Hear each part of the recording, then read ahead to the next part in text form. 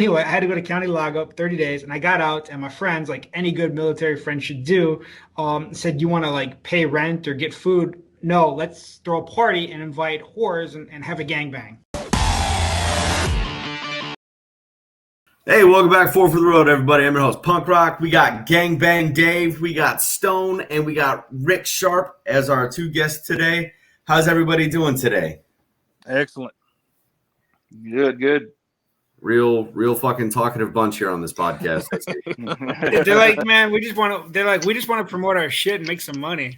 Yeah, right. Like, just shut up. Let's get to the meat and potatoes. Dude, I'm excited to do this episode though. I have a personal relationship with Stone. I love this guy. I can't say enough good things about him. So I'm excited to get him on, promote what he's doing. Something we like to do, Four for the Road likes to do, is always promote bikers, club guys especially, that are doing big things and trying to earn money, hustle a living, whatever the case may be. We love promoting that shit. And then that's what I want to do with Rik and Stone today. So why don't we just jump right in with that? So for those that aren't familiar, I posted up on the Four for the Road Instagram. Stone and Rik are the guys behind Deathcycles. And I'll let you guys, whoever wants to go talking about it, just promote it. Tell us what it's about, what you're trying to do, achieve, what we can look forward to, all that good stuff. Well, I mean, shit, fucking selling T-shirts, fucking badass merchandise, you know, fucking. I came up with it. Well, me and Rik came up with it, and fucking he had his hands in numerous things before. This is kind of my first go around with anything like this, and I think we were sitting around fucking having some drinks one night, and I kind of mentioned it to him. That's where all the good ideas come from. Yeah, and I was like, dude, I've got this fucking idea. And he's like, hey, man, I'm on board, you know? So we fucking started out. I sent him some fucking sands that I had in mind, and, you know, him being a fucking artist, put them to the paper and shot them back to me, and I was like, man, that's fucking awesome. We just we go together like fucking semen and vagina eggs, man. We're making babies over here.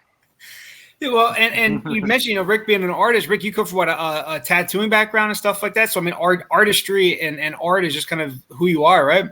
Yeah. I've been tattooing for 20 years. You know what I mean? It's just since a kid, that's what all I've done. So my mom and dad was like, "You suck at everything else, but you can draw." You know.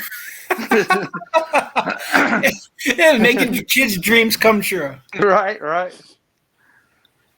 What so if you want to, and it's totally up to you if you want to, do you want to promote where you're doing tattoos and stuff like that too? Sure. I mean, I work at Cookeville, Tennessee. The shop name is True Love Tattoo. My Instagram and everything is just RIK Sharp Tattoos. And so now, folks, if you go in there and check them out, you have to pay 20% extra. That's always the Four for the Road discount, is you pay 20% more the sticker on absolutely anything that we promote. So kind of back to Deathcycles and whatnot. I know you guys got the pre-order going on now. Tell us a little bit about that and when that stuff will be ready and to drop and all that stuff. Yeah, so our first 3 shirts are available now. So we're done with the pre-orders on those. Middle of October, we should have 3 more shirts that we're going to be dropping. The first one is out of the first 3, we've got Slamming Gears, Drinking Beers. It's got a fucking Road Glide on the front of it. For all no Indian. No. Fucking Rik wanted to have a Road Glide on there because, you know, he made a good point. He hasn't had any shirt or seen any shirts that has a Road Glide on the front. So for all the performance bagger guys out there. And don't worry, we'll get into the Harley Indian thing later on. You know, we need a part 2 to this episode. We'll get into that. But yeah. So what's kind of are there hopes and dreams, aspirations with this? Is this just something, you know, to be involved in the motorcycle community a little bit further? Do you guys want to, you know, start doing attending shows and stuff like that? What are the hopes and dreams for this? Oh yeah, I mean, no doubt. Like swap meets, fucking was it Mama Tried's coming up in December and stuff. We plan on making it up there. It's just something really fun to do, fucking to pay for extra motorcycle parts and shit. You know, I'm not trying to, you know, me personally, I'm not trying to fucking get rich off of this or anything like that. It's just something that, oh, I think this will be a cool ass design. I haven't seen it before. Let's see if we can do it. Rick, do you have anything to add to that? Yeah, I mean, I think that like really it's like getting shit out there that we haven't seen and like pushing that edge. You know what I mean? Like I think some people are just walk on glass and some of I don't know. I just see some shirt designs. I'm like, those suck.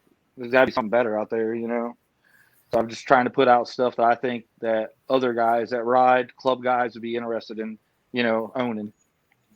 Yeah, and I think Rick brings up a really good point, and I won't go too deep into it for you guys, as far as comfortable as you want to be, but you guys are both kind of in the club or are in the club world, not kind of, you are in the club world, and either a part of or immersed in, a very large international motorcycle club. And I think, for us at Four for the Road, like I kind of mentioned earlier, we always want to see guys like that, like you guys, being successful in whatever it is that you're doing. And I think getting a chance to support Stone, not only because of the personal relationship I and we have with him and the pay and just being friends and stuff like that, but just like I said, the page in general, supporting you guys, people, club guys, exactly like you from all parts of the country, getting involved and doing stuff that I guess for a cheesy way, it makes you happy. Chasing something, chasing a dream, chasing more motorcycle parts, and giving something to the club community that people can wear. Oh, absolutely, yeah, for sure. Yeah. Spot on. I really sympathize with that buying motorcycle parts. Because I know spending a whole lot of money on motorcycle parts to make your Indian look like a Harley. I mean, I can't imagine. Oh, shit. You know what? I keep trying to be like, you know what? Let's come back to that. But we're just keep taking shots. And dude, I'm gonna tell you what Stone has. For those that don't know, I use Stone's we'll call it Indian page. I don't know if that's the right terminology, or YouTube's gonna censor the fuck out of us, but. Stone has one of the most badass Indians right now. I know there's other guys that are starting to customize Indians, but Stone was really like kind of one of the first to not only get the Challenger and to start customizing it, the engine, doing exhaust and stuff. Other cams in there too. You did cams too, right? No, I haven't done cams yet, but pretty much fucking done everything else on the market right now. Yeah, and you were kind of really not, like I said, not the first, but definitely one of the first, and the first I saw doing it with the Indian. You've made it badass. I'm a believer. I've had a chance to ride next to him a few times now. I'm a fan of that fucking bike. That bike, it looks good. It gets up and goes. His old lady said it's a good ride on the back, comfortable. I don't know how often she gets on the back. She's a badass rider herself, but it looks good to me. Oh yeah, I mean, I love it. If you any of the fucking Harley riders out there has a chance to just stop by Indian dealership and test ride one, I guarantee you'll be trading in that fucking Harley. Hey, bro, I'm gonna need you to calm it down on that. We're actually sponsored by a Harley dealer. Okay. No, it's an amazing machine. Like I owned a Victory before then, and I think me and Punk Rock had the same bike. Yes, sir. For the longest, and do that engine. I mean, he'll tell you it was bulletproof. And if I'm not mistaken, the Challenger, that was the engine that was going to go on the Victory if they continued them. But of course, they discontinued those. So it's it's a beast right out as soon as you buy it. For the stock model or the base model, it's $23,000 out the door, and for the amount of stuff that you get for that is just, it's stupid. Well, and from what I've heard too, it sounds like Harley is almost trying to kind of sneak and catch up in 2022 with some of their stuff, or maybe some of the future models that are coming out there to be like, oh man, Indian had a fucking good idea. We need to get on that market and get some of that, like the inverted front end on the Indian. How do you like that? Oh, it's amazing. I mean, these new floorboards that I bought are now wore off on the bottom and stuff. It's just, it handles like a sport bike. It really does. That is definitely one thing that Polaris did right. Is I have never ridden a bike that handles as well as as a Polaris does. Yeah. And hopefully Harley does something with that soon. But no, I had a chance to ride the Challenger to kind of make my decision which way I was going to go. And what ended up making my decision really was the price point. I ended up getting a pretty decent deal from a buddy of mine that works at a Harley dealership in Florida. But that, like I said, it was the monthly payment was what swayed me. But I agree with everything that you're saying, man. That because it's 111 cubic inches out the box, and it's just fucking laying waste to other American V twins, and there's really nothing that we can fucking do about it. You know, I mean, we spend thousands of dollars making our bike almost equal to what the Challenger's putting out. You see a bunch of dudes, especially stunt rider dudes, doing the inverted forks like Polaris is doing out of the box. You're getting, even on the base model Challengers, you're getting the touchscreen navigation in the dash. You're getting all the fucking cool bells and whistles that you don't get with a Harley Davidson. And you get power windows on the motherfucker. That pissed me off. I mean, it's come the fuck on. Like, who does that? And I used to talk shit to my dad, because my dad, well, he has a Challenger now. Before he got hit, he was on a Chieftain. And I used to talk shit to him all the time. Be like, hey, man, it's getting a little hot out. You want to roll your windows down, you fucking ferret? Until I took it out. And then I was like, oh, dude, you know what? This is kind of nice. Like, getting up to speed a little bit on like a highway through the city, like a little 2-lane, 50 mile an hour, whatever. And you just like bump that bitch up just a little bit, and it makes a whole fucking world of difference. And I want Harley Davidson to come out with something like that. Well, now like I was saying earlier too, like coming from a motorcycle club, which you're part of, that's so large. Have you seen more Indians coming out as you're going to runs and getting down with your brothers? Have you seen more Indians? Are you still kind of that Lone Ranger out there? YouTube's gonna censor us for that one too. I don't think I can say Indian and Lone Ranger in their sentence. So all the puns. I don't. There are guys starting to come around more. But my biggest persuasion was because when I started with the club that I'm in now, of course you got to have American made, and I was on a Victory compared to Harley. Dude, they gave me so much fucking shit. I mean, not only are you probating and getting shit, but plus you're not on a fucking Harley, so you're getting that much more shit. And I was like, I got to the point where I was like, well, fuck it, I'm not owning a Harley. So I went out and I got the Challenger when it finally came out. But yeah, I mean, it's one of those things that we all give each other shit. Like us that ride fucking Indian are gonna give the Harley guys shit. The Harley guys are gonna give us shit. But there's been numerous times like I'll pull up in an event and I'll get off my bike and I'll go and grab a drink and just be set back watching, and there's 15 or 20 people just walking around the bike looking at it. Because I don't think, like I said, you don't see that many, performance modified, whatever you want to call it, Indians out there. There really aren't. And I think anybody, yeah, it's fun to, like you said, it's fun to give each other shit. But I think anytime you see a bike that's different, you kind of want to go and check it out. I mean, even if it's not maybe your thing, you want to go look at it and be like, dude, that's a dope bike, or I just want to see something different. Also, is that how you got the road name Stone, from just having these big fucking stones to roll up in there with your Victory? No, that name came over with the other club when I stepped up. Okay.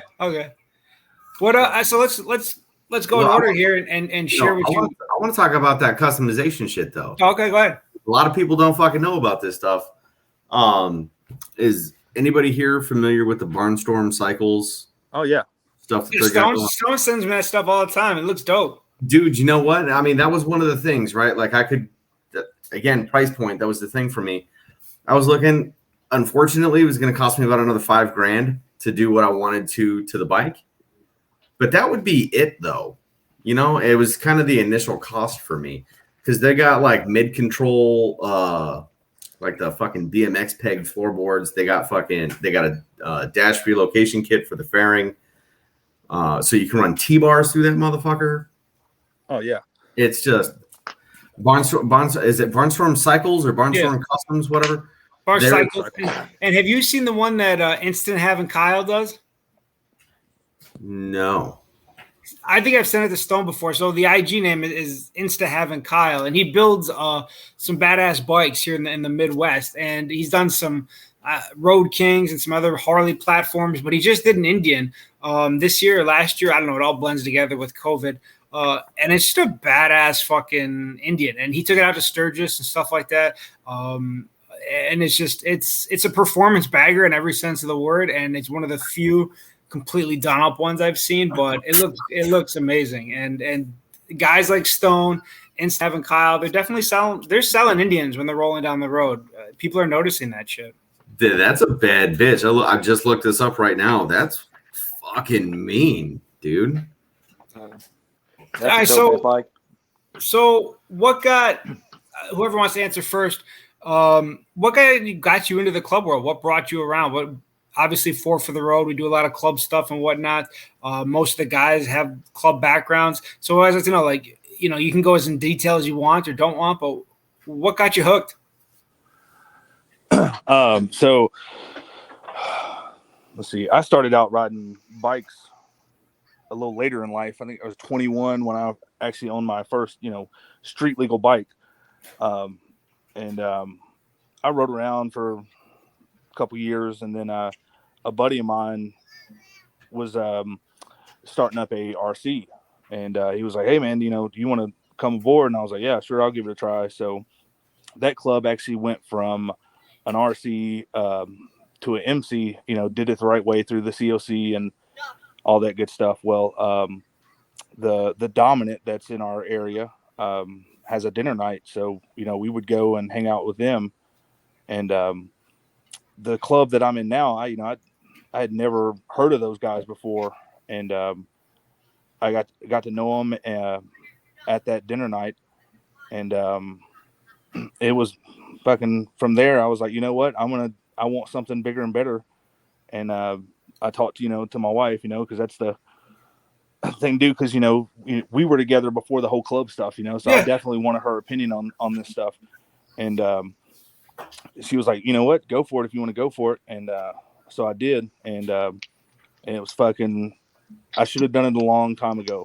And that's two things I love about you and your wife, and getting to talk with you, usually over a beer. As you point that out, you tell, and I've heard you have this conversation with other people, as you point that out, it's the club is male dominated. Obviously, it's a man's world, but having your significant other and your spouse on board, supportive, at least understanding at the minimum, was important to you. And it should be for a lot of people that are in that, if you're married or have that significant other, that girlfriend, whatever. And I think it's good to hear more guys like you say, hey, look, man, I went to this large club, these responsibilities, and I made sure that my wife was at least supportive of it at a minimum. That's important.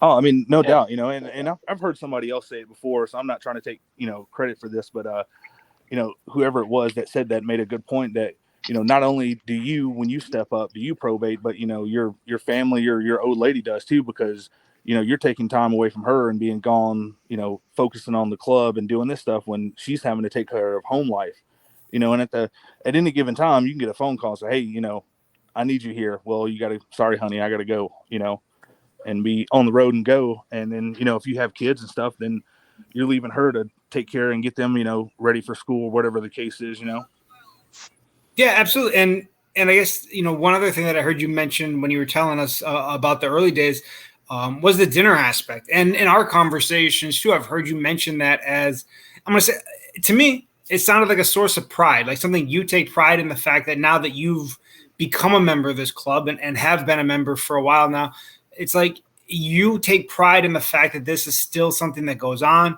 This is still something that brings people together in the MC community.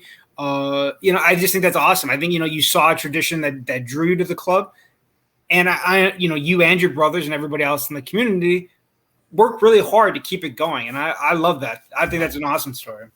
Oh yeah. I mean, that dinner night is awesome. It's in the middle of the week, and it's late enough to where guys that, work 9 to 5 can actually get off and come to dinner. But it's kind of an open house thing. Everybody gets together, eats food together, and it's kind of like your family just sitting at a big ass table, just talking, it's that midweek, kind of break, because the weekends, it's the weekends are for the boys, as they say. You're out with the club running and gunning. But some of these other clubs that are not as big as us, or as big as some of the dominants, during the week, they work and then they go home and stuff. Well, it's kind of a break for them, in my eyes. That hey, they can come socialize, and kind of fucking blow off some steam a little bit. And it sounds like, from again just the awesome conversations that I've been able to have with you and coming to visit, the history. So you come from a very historical part of town in that area.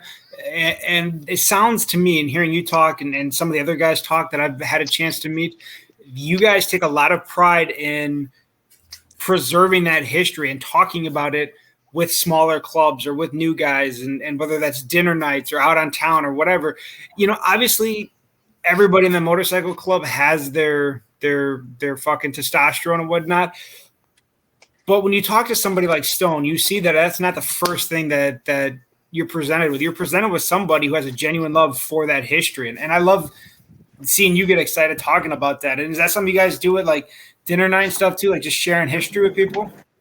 Oh yeah. I mean, that's, I'm kind of like you when it comes to that. I'm a nerd when it comes to history. So I suck that shit up. And especially, with Nashville, with the original country music and all that stuff that comes from Nashville. We get, brothers or, the support clubs and stuff. They get guys that come in out of town and we go and show them around. Now I hate, as you know, because I took you down there, I hate Broadway. But I will go down there for certain people. It's cool to see for a couple of minutes. Yeah. Yeah. It is neat. It's not like it used to be, 10 years ago. Now we got these fucking broads and stuff that come down for the bachelorette parties, and they ride the. Bro, I think we went down there. I think we went down there for dinner, and in the course of one dinner, I think I saw 37 bachelorette parties with dicks on their forehead. Oh my god, yeah. But yeah. So Rick, whatever you want to share too, like what kind of got you in? Did you grow up around bikes? Grow up around club stuff? What got you into it? Yeah, I mean, my dad's friends and even my wife's dad's friends, they were all, in club guys, and I was always intrigued by it, but where I was at in my life, it just wasn't, a thing. Then like a few years ago, like I got started late myself. I was riding around with a bunch of guys, and then we got approached about, stepping up to an RC. So we went from an RC to an MC. And at this time, like we were talking about dinner nights, like I was going to dinner night every week, and that's where I met Stone for the first time. And, I got to know everybody else in the club. And after, being there for a while, I realized that I wanted to step up. And so, but just because it's, the history, the brotherhood, like it's a different world being in, stepping up to a bigger club than it is in like, just your normal, smaller MCs and RCs. Like you really get to see the legitimacy and like just the love. Like I feel like it's a different world. Like I can't explain it. It's just different. But yeah, so but no, and it's like it's something I've always like been interested in, but my life and time at the time, like having young kids and just I've had so much going on with tattooing and everything, I didn't really have much time. And now I've been tattooing for as long as I am, and my clientele is I can I work by appointment only now, so I have a lot more time to be able to like really fit club stuff into my life.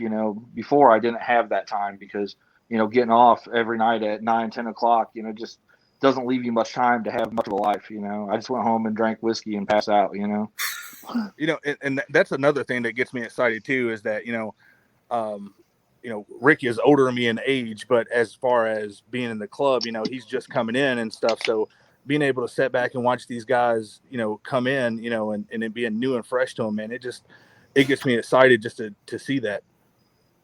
When you the first time you saw Stone pull up on the Indian, did you have second thoughts?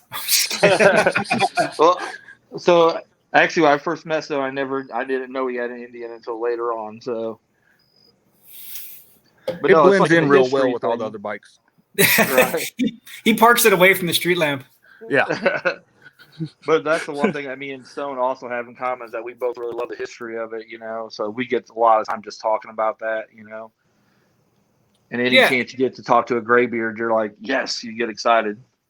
You're like a 5-year-old. And especially, with the dinner stuff and whatnot, I mean, being in such a historical place with so much historical stuff on the walls. And like I said, just talking to, I feel like Stone, I would buy a car from him. Like he gets you hyped. It's infectious. Even if you're not a nerd, like I'm already predispositioned just to be a nerd about history. Even if that's not you, like Stone will just get you hyped about it.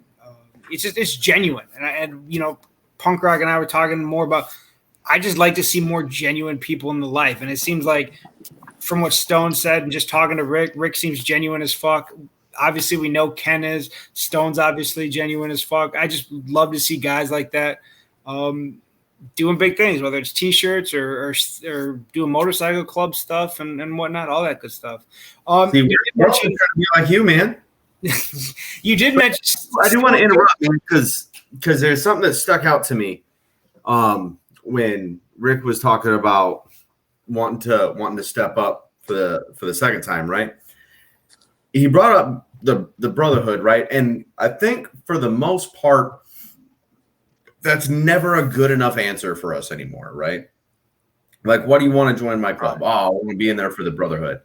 But how he explained it lets you know, it confirms everything that old Gangbang Dave just said. It's genuine. It's no, I see what you guys have. I want to be a part of that. I feel like I can contribute to that. And that's why I want to be here.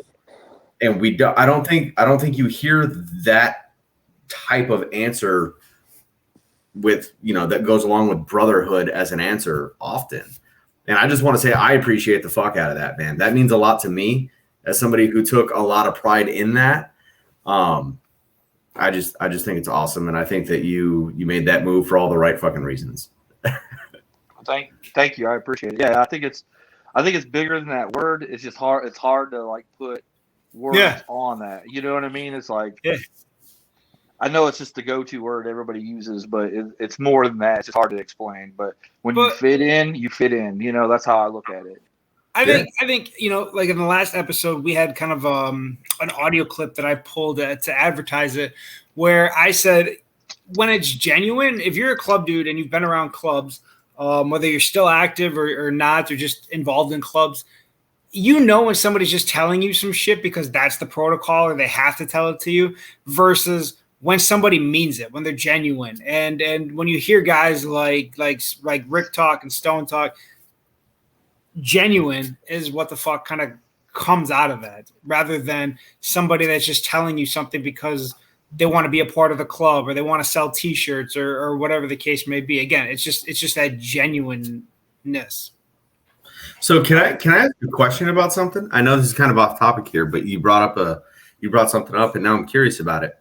You said we say stuff because we have to, or that's the right answer, but that's not really what happens, right? So I think when we were discussing it a couple months back, you were talking about like, oh, well, I got to say if I make it, I have to say if I make it, but you have to have that concealed confidence to say no when I make it. I'm not going to accept defeat. I'm not going to accept failure. I'm going to make it. Why do we still allow that today? Why do we still push, well, this is how it's always been done. You can't be cocky. You can't be blah, blah, blah, whatever. But if that's not the right answer, and we all know that's not the right answer, we're just like puppet dance. Like, why do we do that? I think, and Stone and Rick can chime in here. I think that you're right, but also that guys want to hear you be humble if I make it. But some guys also want to hear that inner confidence of, I know I can fucking do this. I'm not going to quit. And I think it's probably, to your point, how do you present it? Again, just like Rick, how he framed the idea of brotherhood was amazing. I think it's the same thing when we talk about that. If you're talking to Stone and you're coming up under Stone, you want him to know that you're going to run through a brick wall because you know that he would have your back. But at the same time, you're humble enough to know that you're still trying to prove yourself and earn your way. So I think it's both. Does that make sense? I like how you said it. Oh, sorry. Go ahead, Rick. Go ahead. I've been caught in that question, and I've been caught by saying that. But my return to it was, I don't care how many days it takes, I am gonna make it. Because it's like, yeah, if I make it, but I'm like, I don't give a shit what it takes. I'm not walking away. I'm gonna make it. You know what I mean? It doesn't matter how many days it takes. I'm not giving up. That's how I responded to that. So yeah, I think Rick's spot on. It's how he frames it. Dude, do you want to write for us? Like, my opinion on that too is like, I don't like the whole. I don't agree with the whole. Oh well, you need to say if. No. If you're from day one, you should already have it in your mind that this is what I want to do. I'm going to do it. You're gonna, if you're in the motorcycle community, at some point you're going to get humbled. So these little sayings or whatever. I mean, that's kind of retarded in my opinion. If a guy is genuine and he's like, hey man, I'm going to make it, there shouldn't be any getting into his ass because, oh no, it's if, no, like the dude obviously wants to be here, he's going to make it. I don't care how many days you give him, or whatever the case is, if he wants it bad enough, he's going to do it, That's my opinion. If I worded that right, I don't even fucking. I think you and Rick are spot on. It's that balance, and not everybody that's prospecting or probating for a club is going to have it, and not everybody's going to be as genuine as you guys are. Some dudes want to earn that patch because they want beer and pussy, and that's all they want. Like they don't want to do anything else that goes along with the club. But when it's genuine, using you guys as an example, there's that inner confidence that you want from somebody. Like I'm going to make it. I'm going to run through that brick wall or that stone wall. Versus like somebody that's just a cocky, arrogant prick. That's just like, they think they're already entitled to something. And they're telling you, oh, if I make it, and you can tell that they're just trying to feed you lines of bullshit. Like, and I think most club guys, not some dudes are just assholes. Nobody's perfect. Most club guys, they want to hear you be you. So if you have that confidence, like Rick said, no matter how many days, I'm gonna make it. No matter what, I'm gonna make it. Like they appreciate that, and they might fuck with you a little bit, but in the end, most real dudes are like, dude, I like what Rick's putting down. I like what Stone's telling me. I like what Ken's telling me. And that's just one example, right? Like that's something. Over the last 3 minutes, we've been talking about this. I want to challenge our listeners, to find that shit that doesn't make sense or that contradicts what we actually think, right? Like we want strong individuals. We want, loyal dudes who are going to speak their mind or are going to blah, blah, blah.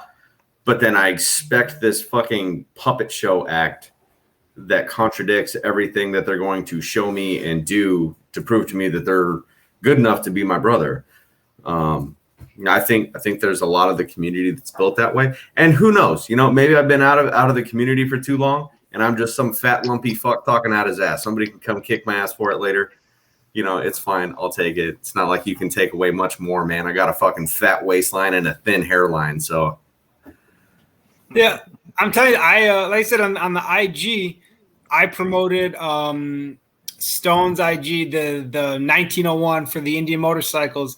And his inbox is just going to be full of dudes lining up like, hey, man, I got to come to dinner night. Where you I'm moving. Where you at? I'm moving. I want to come up underneath you, man. Teach me some of that good shit.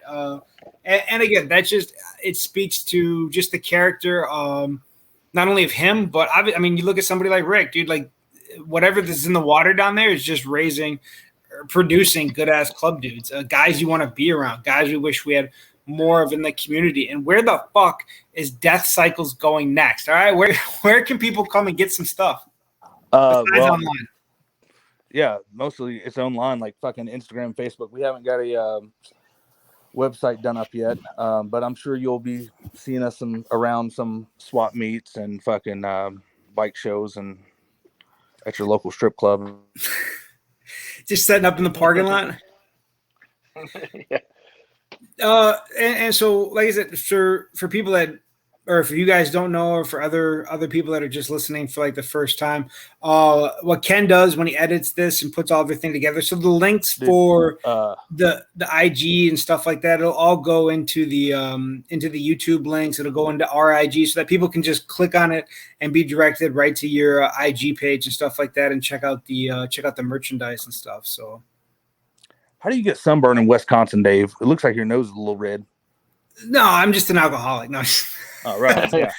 Hey, so Ken left us, but I don't know how he left a note here that wants me to talk about the fact that he started up a new company as well. He ran into a little issue with the old one, and then he bails on me. But it's Black Sail Supply Company, or I'm sorry, it's just Black Sail Supply. I can't even fucking say it. Now, and yeah, so anybody that was following Ken before, he was running Bastard Sons. I guess Instagram gave him a whole bunch of shit because of the word bastard. You can't say bastard. You can say fuck, but you can't say bastard. It's inappropriate for children without present fathers, and so he had to rebrand. So he is Black Sail Supply now. But are you going to be able to make it, Stone? Are you going to be able to make it for Mama Tried?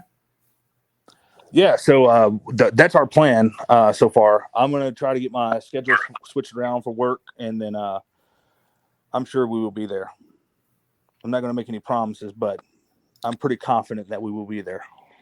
Awesome. It's a good time. The Mama Tried show is a little bit, I don't know if you guys have anything that's comparable.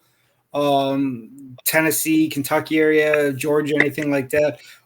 It's a really good time. It's gotten different. It's like one of those shows that kind of started off almost like a basement garage type show. It used to be in an old warehouse downtown that they rented out or whatever.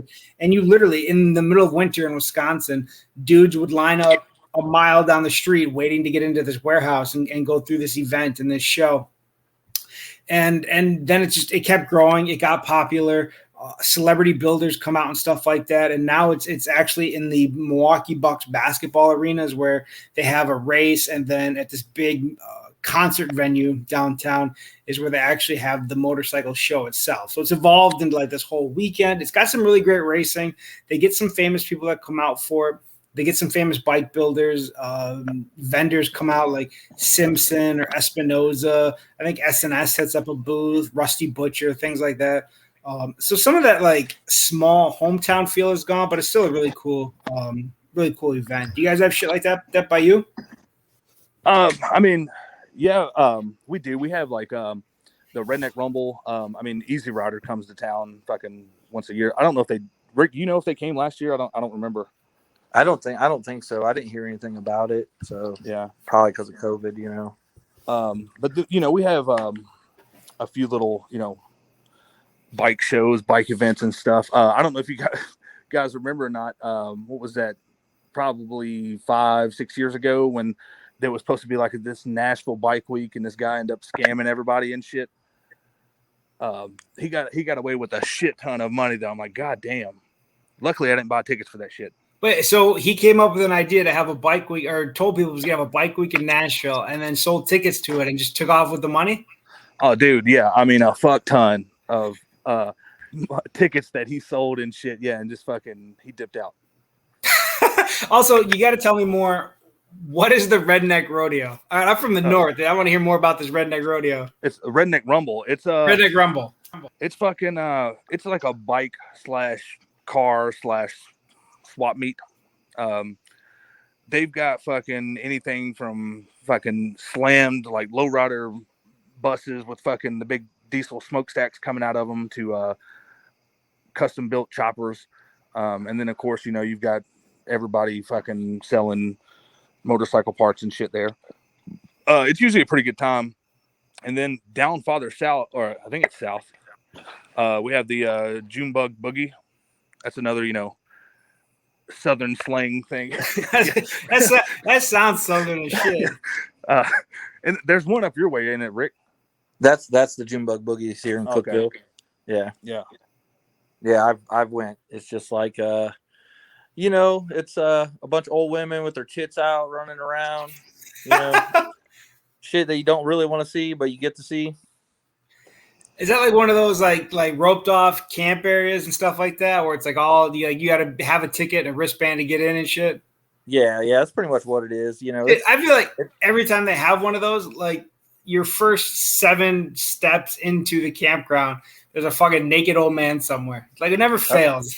Yeah, that's exactly. Yeah. You're pitching the exact same thing. It is. So the first time, have you ever been to like Chillicothe Bike Week? I haven't, no. In Ohio. Dude, the first time I fucking went was with the club, but we get up there and dude, it's the wildest fucking motorcycle event I've ever been to in my life.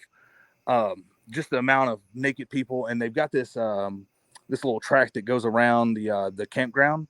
Yeah. And at any given time during the day or night, there's fucking naked people riding on golf carts and shit. So yeah, you'll see fucking old men balls dragging the ground behind the golf cart and shit. I mean, it's wild. My homie Lee, who I usually stop and see in Kentucky on my way down to see you, he took me to a place with, I think it was in like southern Indiana or something like that, and it was like one of those like it was a small thing, like this little campground they rented out, and it had just an oval track, and everybody set up their tents on like one side of this gravel dirt oval track, and then that was like the thing that rode through the town or whatever. And yeah, it was like some old dude on some like, I don't know, like a 92 electric or some shit like that with his dick just hanging out on the tank. And I was like, dude, it's like 102 degrees out here. Like, that's got to be hot. Like, you're going to get sunburned. That's enough. Put that shit in. Oh, man, you see some crazy shit. You ever see an anal ring toss? This conversation just got fucking wild. Yeah. Ken, I can't timestamp enough of this, bro. You got to come back. They stick a glow stick in their butt, and then it's usually females. I don't. But anyways, I love that you clarified. It's like, hang on, it's usually women. And then they take the glow stick bracelets, and you fucking stand back, and you get to fucking throw one of the rings and try to get it on the glow stick in the butthole. What do you get if you like? What do you do to like? Is there a prize if you win? Yeah, I mean, I don't know I can't remember what the prize is, but yeah, there is prizes. There's probably like beads or some shit. Yeah, I feel like they're anal beads. Yeah, exactly. Oh man, this whole channel's getting shut down. Well, you just came back from a trip too, and some of the shit that I love that you're putting out is like you and your wife were doing that on her own bike. Like she rides an Indian too, and she rides better than some dudes do. Oh, dude, I'm not just fucking bragging because she's my old lady, but she's fucking at 90 mile an hour side by side, fucking slamming it. I mean, it's amazing. We went to Pennsylvania up there to see family, and then we came back, and like a week later we went to North Carolina over into the Smokies and stayed in a fucking yurt. You ever heard of a yurt? I've never heard of a yurt until. Dude, those pictures you were sending looked fucking amazing. Yeah. So the bathroom, you got to take a shit outside with the bears and stuff. It's wild. But yeah, I mean, she's fucking. We rode the Rattler and a couple other the big roads and stuff, and yeah, she's awesome. She fucking she can handle her own on that Chieftain. And now, does that make it easier? I know obviously she's not riding to every event with you and stuff like that. But is that easier having an old lady that rides? Does it make it that she's more understanding? I mean, she was already fucking handling her own and being understanding, but is it easier with an old lady that rides? It's probably more stressful than anything. I mean, honestly, because it takes my focus off of what I'm doing, and then I'm more focused. Like, so say if she's going to an event with me, she's in the very back past everybody, and she's riding her own bike if she rides. So therefore my focus isn't out in front of me. It's constantly looking over my mirror to make sure that, not only is the rest of the pack good, but she's also good back there, even though I know she's good. But if I'm going out of town during the weekend and she's like, oh, well, I'm going to go ride with friends. I'm like, well, fuck, man. It just like, I don't know. I guess it's like a kid, getting on a bike, and stuff. It's like constant, it's like, fuck, it's, I'm waiting for that text to say, hey, I made it to whatever, and I'm sure she probably feels that way about me, being on the bike, because she knows that I can get a little stupid on a bike sometimes. Yeah, but I think you brought it up earlier. It's a really good point. You have that connection where you guys are obviously there's things that she's not going to know about what's going on in the club, obviously, but you guys have that relationship, that trust, and that communication where it's like, look, babe, I got to go. And she knows that. And then you make the conscious effort, which, I think some of us, I know I probably have been, are guilty of not making enough effort to be like, look, now I'm going to devote this little bit of free time that I do have a completely to you. So I think if you ever decide to write a book on fucking how to make that major club balance work with a home life, bro, a lot of dudes got to buy it. Yeah, I mean, I don't really know how to make that work. I mean, although you're cheating though because you don't have kids, so I don't know. Well, yeah, I mean there's that. We've been together 11, and then I've been in the club scene for 7 years. So I mean, the new guys coming into this stuff, they've always got to remember, you might have worked your ass off all weekend and you're fucking tired when you get home on Sunday, but if your old lady wants to get out on the bike and go ride, or she wants to do something, I mean, fucking take that little bit of energy, dig deep, and fucking go do it, because it's going to mean so much. That's a good balance thing to have, is that you might be busting your ass all weekend, but when you get home, yeah, you might just want to fucking take a shower and lounge out. But if she wants to go for a ride or wants to go fucking somewhere, just get on the bike and do it. And that's what. go ahead. I was gonna say, Rick, I know you mentioned the kids and stuff like that too. Now, are yours? That was a consideration. Then they're older now. Yeah, my daughters are 13 and 17. I have an older son who's 26. But I do the same thing. It's like I sometimes don't get any sleep over the weekend, but I come home and I'm like, I'm not sleeping. No matter what, I'm going to try to spend whatever she wants to do or just hang out with her, because trying to find that balance, you know what I mean? But I think that if I just came home and crashed for the rest of the day, then she'd be like, well, I haven't already seen you. Now you're home and I'm not seeing you still. So, And has she been able to, come around? Obviously, maybe not at this stage, but she kind of came up with you while you were doing other club stuff and was exposed to it, and is like, hey, I think this is a really great opportunity for you, and is supportive. Oh yeah, like she's just as excited about me doing this as I am. You know what I mean? Like that's awesome. Yeah, and she comes, and it's like she goes to dinner nights and to other things. You know what I mean? So like trying to get to know the other girls. You know what I mean? And there's some things that she obviously can't go to, but I try to bring her around every chance that I get. And I had kids myself, a little bit younger than you do, but my oldest is gonna be 13 soon, and I don't know if it's the same for you, but I feel like at that age, they're just like, I don't give a shit what you're doing, Dad. Just don't bother, don't bother me. My kids, they stream. That's what they do. They make money off Twitch, both of them. So I don't ever see them. I have to drag them out of their rooms to, like, hey, come sit on the couch. Let's watch a movie or whatever. Because if not, they don't care. You know what I mean? I was like, hey, I'm leaving. I'm not going to be back till Sunday. Okay, Dad, good luck. We'll see you on Sunday. You know what I mean? They're like, I'm like, all right, you don't care. I'll be gone 3 days. Oh, you'll be okay. We'll see you on Sunday. I'm like, all right. You come home on Sunday. They're like, oh, shit, you were gone? Yeah, exactly. Like, okay, we've seen you. They'll come out enough to say, hi, Dad, glad you're home, and go right back to their room. So.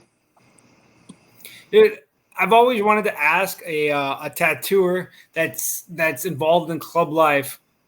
Is it a pain in the? How often do you get hit up on the side for, hey man, let me get a tattoo, let me get club related or biker related or whatever, dude? That's got to be a pain in the ass. And I'm not saying it's happening to you now, but I bet it's happened before. Oh yeah, but no, like when I first started tattooing, we had a camper and we would set up at biker events. My mentor and me, like we set up at a lot of biker events, and I got threatened many times to get my ass beat if I didn't give somebody the price they wanted. But I was like, if you beat my ass, I can't tattoo you, so you're fucked either way. You know what I mean? But no, I mean, yeah, I get hit like everywhere I go when people find. I try not to tell people I'm a tattoo artist because then I don't have to worry about it. You know what I mean? Because I'm in the club and I don't want to deal. You know what I mean? Like that's work. I'm in the club to get away from work. You know? Yeah. So I try to make that a limited thing. But yeah, I do get hit up constantly. Hey, when you got time? And like right now. Yeah. Hey, what do you think about this design I'm gonna do? Right. I mean, right now I'm booked to the end of the year, and so especially with, just probating right now, I don't have time to, for anything else besides my appointments and that. So like, and some of the guys they'll book in, you know what I mean, and just wait their turn to come, to get tattooed. Some of them are like, can we just, hey, you know what? You won't have to probate this weekend. Why don't you just come tattoo me? And I'm like, that sounds like a trick bag. Right? Yeah. Oh yeah. Stone's over there like, who the fuck said that? Yeah. So what's wilder, tattoo conventions or biker events? Oh, that's hard to say. I would definitely say biker events. Most tattoo artists are actually pretty chill. You know what I mean? It's like it's not as wild as you think it is. I think that there are times. I mean, trust me, I've done some pretty wild shit at hotels at fucking convention shit. You know what I mean? I've seen some wild shit, but most of the times it's pretty chilled. We do get in trouble pretty often in hotels though, because they close down the pool and we're like, fuck that. We're more of you than you are of us, so we're going in the pool. Then Which one has less old man balls? Definitely the tattoo artist. There's like a lot of the older guys. They don't travel as much. You know what I mean? Like, and if they do, they're in bed by 8 o'clock. So. But yeah, like it's I mean, shit, this whole last year, like I haven't got to do any conventions, so it's kind of been chill. Not that I have time for them really right now, but like I used to do one a month, but then the last 4 or 5 years I've just done 1 or 2 a year because I'm so busy here in town that I'm like, man, I ain't got time to go out. Like before I had more time where I was like, shit, I'll go make some more money. I've been all over the Midwest, tattooing. So I've worked in Wisconsin a few times. So I'm from Northern Ohio. Okay. Yeah. I have a friend who owns shops in Appleton. I've worked in Appleton and in Madison. I did a convention that was a pretty wild convention. The first night we were there, we went to this Irish pub and we walked out and there's some cops standing on the street or whatever on the sidewalk. And I look up and there's this guy on this Vespa, butt ass naked. The only thing he was wearing was a silver cape.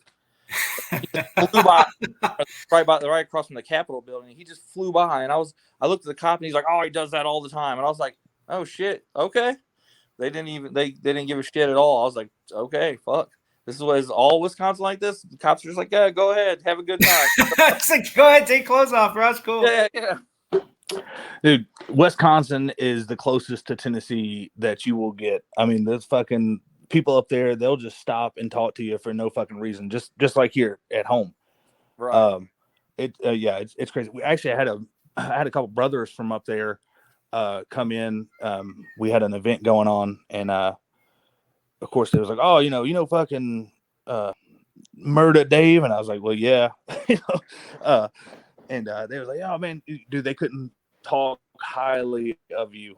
And they also complimented me on my really non-Southern accent, thought that was pretty fucking awesome. I was like, hell yeah, fucking been in Tennessee all my life, and I don't have that country twang.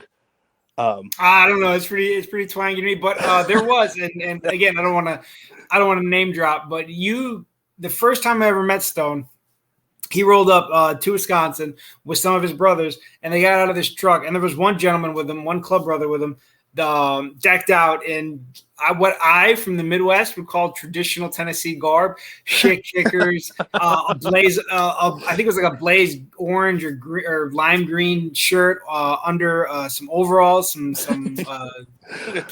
denim overalls, big gray beard, and just twangy as shit. And I'm like, I have no idea what you want to drink. Can you write it down? I'll open the fridge and you point. I'll open the fridge, you just point.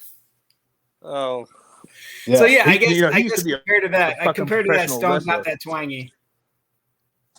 Yeah, no, I don't think so. But are you? So and I saw on Deathcycles, are you going to be the primary model?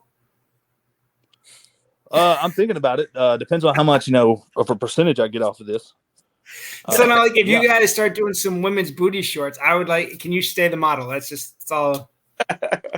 I would definitely rock them. All right, it's gonna fucking look like 2 deflated balloons inside of a fucking boy shorts, but I will definitely do it. Well, again, that's pretty much at our hour and stuff like that. We figured people probably tune us out at the first 10 minutes, so an hour is probably long enough. I can't thank you guys enough for coming on. Once again, it's Deathcycles. It's clothing. Is he going to stick with clothing? Anything else maybe down the line, or are you just going to stick with clothing for now? We never. Go ahead, Stone. I mean, yeah, me and Rick was discussing the other day. I mean, we're gonna fucking be the damn Walmart of, fucking small business clothing. We're gonna try to do socks. I mean, anything we can really get our hands on and think of doing, we're gonna try to do. Dude, I love it. And like I said, so glad to get you guys on. Really, anybody that's in the biker community, the club world, that's trying to earn a buck, trying to hustle, just being good dudes, we want to get them on and promote that. And that's what we're going to do. Like I said, on the IG, for anybody that's listening, you'll be able to just click on it and go right to their IG page. If you want, guys, you can hit me up later on the side and let me know if you want your personal pages attached to it or not. We'll leave that up to you for obvious stuff and whatnot. But anything you want, any way that we can help promote it, we obviously want to do. Hopefully, if you are able to make Mama try it, hopefully COVID doesn't cancel. We're pretty liberal here in Wisconsin, and unfortunately, sometimes that carries over into our healthcare decisions with canceling shit. So hopefully, Mama Tried goes on this year and get some pictures of you guys up here. Slinging your merchandise, pants optional and stuff like that. We'll see what transpires. Hey, I always have a good time up there. Hey, and would Mrs. Stone come with you, or just going to be kind of like a brother trip? No, yeah, definitely get her. I mean, yeah, she's better at fucking numbers than I am. So yeah, she's definitely coming. She's got to handle the money. I've got a Tennessee education. All right, it's bad. But yeah, I mean, me being fucking a diehard Indian owner, I would love to come up there and go to the fucking Harley Davidson museum. I think that'd be fucking cool. All right, well, you can't be slapping Indian stickers everywhere. All right, we take that shit personally. That's a possibility. But anyway, yeah, thank you guys so much. Ken left me in charge of doing the outro, so I don't know what the fuck that means. All right, bro, I'll talk to you guys later.